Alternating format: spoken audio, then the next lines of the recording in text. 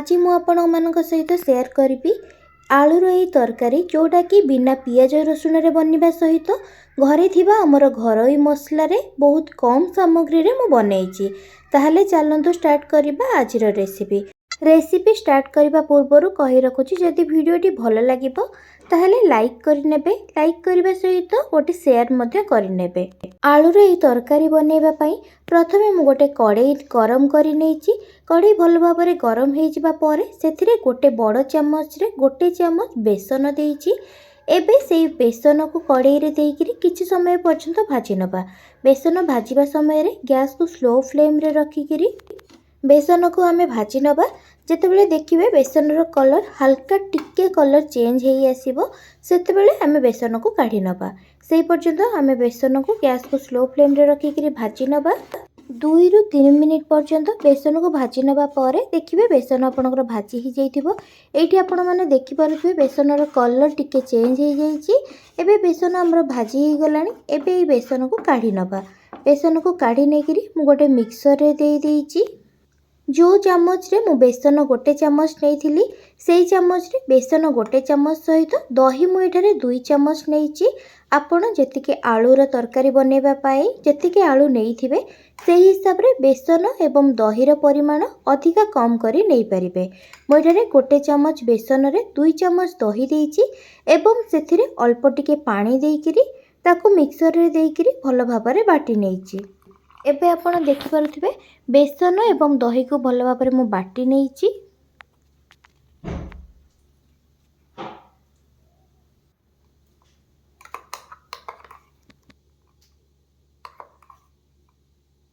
एई मसलाटा ready करी नबा परे आलू तरकारी पई आउ गोटे मसला प्रथमरो रेडी करी नबा।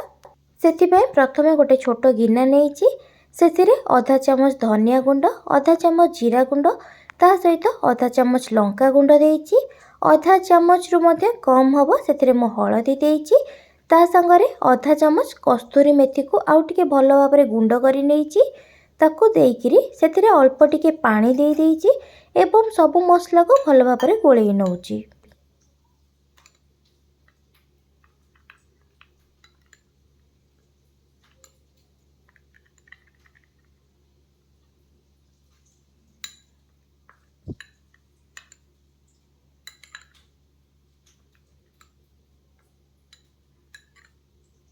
एबे मसला सबको भल भाबरे गोळेइ नेकिरी मसला को साइड करी रखि नबा। एबे गोटे कड़ाई गरम करी नउछि। कड़ाई भल भाबरे गरम हेइ जबा परे सेथिरे सोरिष तेल मु एठारे देइछि। आपण चाहिले रिफाइन तेल मथे देइ परिबे। तेल मु एठारे 2 चामच तेल जेतिकी हबो सेतिकी तेल देइकिरी सेथिरे प्रथमरो आलू को मु सिजेइ नेइथिली। मु एठारे आलू को बहुत बेसी भल भाबरे सिजेइनी। आलू जेतेबेले 60% सिजि जिवो सेतिकी आलू को मु सिजेइ नेइछि। एबे ताको मझिरु टिके बड़ साइज रो आलू को रखिकिरी काटी नेइछि। सेई आलू को कड़ाई रे देइ देइकिरी सेथिरे लंका गुंड एवं हळदी गुंड सेम परिमाण रो आधा चामच रु मध्य कम हेबो सेतिकी देइकिरी आलू रे जेतिकी स्वाद अनुसार लूण दरकार सेतिकी लूण देइ देइछि मध्य सबको भल भाबरे गोळेइ नेइछि। आलू भाजिबा समय रे आमे जदि सेथिरे टिके लंका गुंड एवं हळदी गुंड देइकिरी भाजी नउचे ताहले आलूर कलर बहुत सुंदर आसीथिबो। कलर भल आसीबा पई आपण भाजिबा समय रे हळदी गुंड एवं लंका गुंड देइकिरी भाजी नेबे। मु एठारे 4टी मीडियम साइज रो आलू नेइथिली। आपण माने अधिका कम जेतिकी चाहेबे सेही हिसाब रे आलू मध्ये नेइ परिबे। आलू काटिबा समय रे टिके बड़ साइज रो आलू रखिकिरी काटी नेबे। नहले जदि चाहेबे भी आपण ताहले छोट किंबा चूना आलू को मध्ये नेइकिरी एई परि भाबरे बनै पारिबे। जेतेबेले आलू भाजुथिबे गैस को स्लो फ्लेम रे रखिकिरी किछि समय पर्यंत आलू को भाजी नेबे। जेतेबेले देखिबे आलूर सबु साइड रे टिके भाजीबाटा जेतेबेले कलर टिके चेंज हेइ आसीबो एवं चारिपटरू टिके भल भाबरे भाजी हेइ आसीबो सेई पर्यंत आमे आलू को भाजी नबा। गैस को स्लो फ्लेम रे रखिकिरी 5 रु 7 मिनिट पर्यंत जदि आलू को भाजी नउछंती ताहले आलू भल भाबरे भाजी हेइ जिवो। एठी आपण माने देखि पारुथिबे आलूर चारि साइड रु भल भाबरे भाजी हेइ जाइछि। ऊपर कलर मध्ये चेंज हेइ जाइछि। एबे एई समय रे आलू भाजी हेइ गला पर ताकू गोटे जागा को काढिकिरी रखि नेइछि।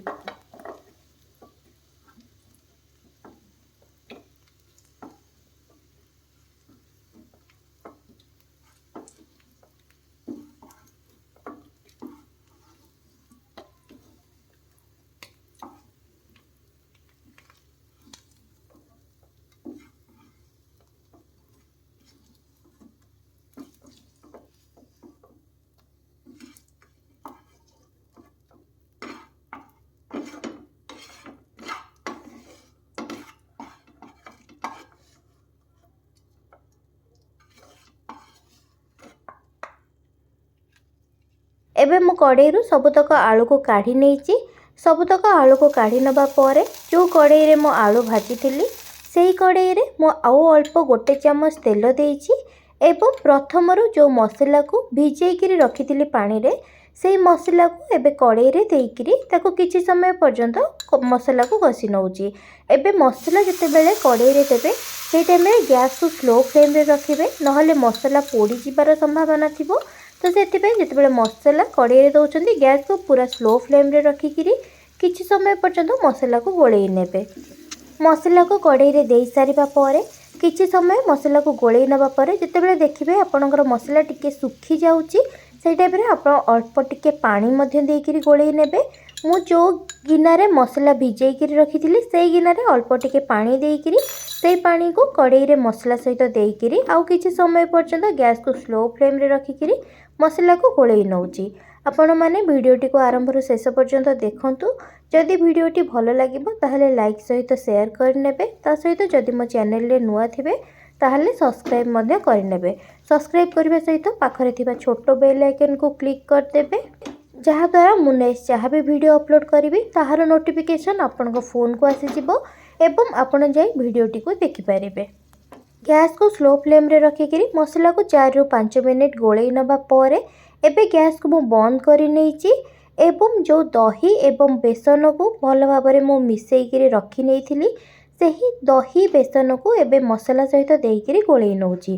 गैस को मु एठारे बंद करिवार कारण हैला जदि मु गैस को ऑन रखिकिरी देइथांती ताहले आमे जेहेतु दही दउचे सेटा छेना छिटी जिबार संभावना थाए सेथिबाई मु एठारे गैस को बंद करिकिरी प्रथमे मसला सहित भल भाबरे गोळेई नेबी। तापरे आमे गैस ऑन करिकी स्लो फ्लेम रे किछि समय पर्यंत मसला सहित दही एवं बेसन को गोळेई नबा।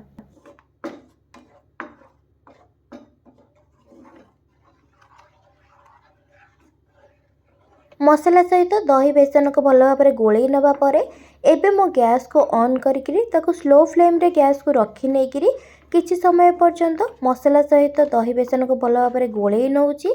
कंटिन्यू टिके गोळेई नउथबे जहा द्वारा बेसन कड़ेई रे तले लागी जीवनी किंबा पोड़ी जीवनी सेथिबाई किछि समय पर्यंत भल भाबरे गोळेई नबा परे आपण जदि चाहिबे ताहले अल्प टिके टिके पानी देई देबे मध्य पानी देइकिरी किछि समय पर्यंत गोळेई नउथिबे। मोर एबे मसलाटा बहलिया हेई आसिलानी मु सेथिबाई सेथिरे अल्प टिके पानी देइकिरी आउ किछि समय पर्यंत मसला को गोळेई नउथिबी। मन रखिबे गैस को स्लो फ्लेम रे रखिकिरी मसला को गोळेई नउथिबे।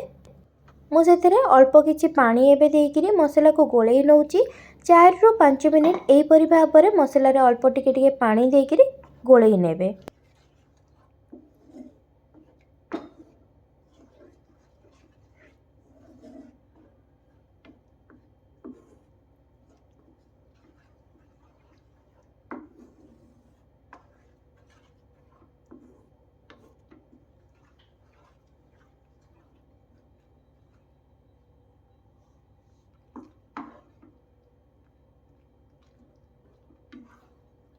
एबे देखि पारुथबे मसलाटा केते भल भाबरे हेई जाईची ता सहित कलर भल आसीबा सहित मसला बहुत क्रीमी क्रीमी मध्ये हेई जाईची। एबे एई समय रे प्रथम रो जो आलू को हमें भाजी के रखिथिले सेही आलू को मसला सहित देइकिरी ताको किछि समय पर्यंत गोळेई नबा। 2 मिनिट पर्यंत मसला सहित आलू को देई सारिबा परे गोळेई नबा।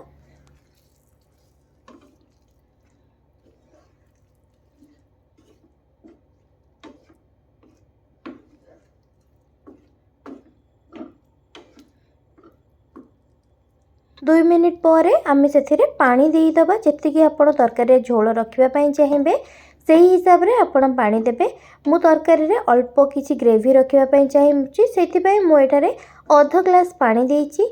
आपण आलू जीति नहीं थे कि तरकारी रे ग्रेवी जी रखापी चाहूे से हिसाब से अधिका कम करें तरकारी रे पानी दे सारिबा परे स्लो रु मीडियम फ्लेम रे गैस को रखिकी किसी समय पर्यंत तरकारी को फुटेई नबा।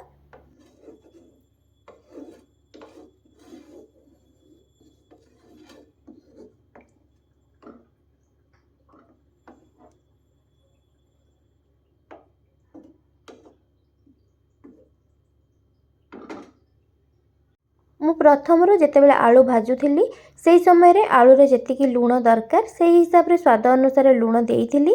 एबे एई जो लुण देइछि तरकारी रे ग्रेवी पाई जेतिकी लुण दरकार हबो मो पानी दे सारला पोरे ग्रेवी पाई जेतिकी लुण दरकार हबो सेतिकी स्वाद अनुसार लुण दे देइछि। आपण जेतिकी आलू नेइथिबे स्वाद अनुसार लुण सेतिकी देई देबे। एबे तरकारी को आउ 3 रु 4 मिनिट पर्यंत गैस को स्लो रु मीडियम फ्लेम रे रखिकरी किछि समय पर्यंत तरकारी को फुटेई नबा।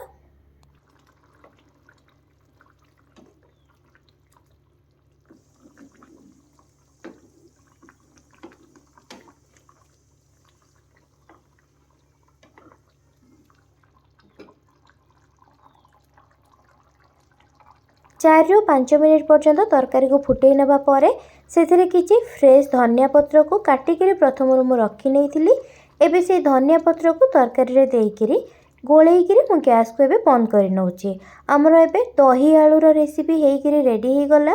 बहुत कम सामग्री रे बनिची ता सहित ए जो ग्रेवी बनिची आपण देखि पारुथिबे एते बहलिया मध्ये हेइची देखिबा पई भी मध्ये सेतिकी डिलीशियस अछि। आपण माने एई परि भाबरे गोटे थर बनांतु।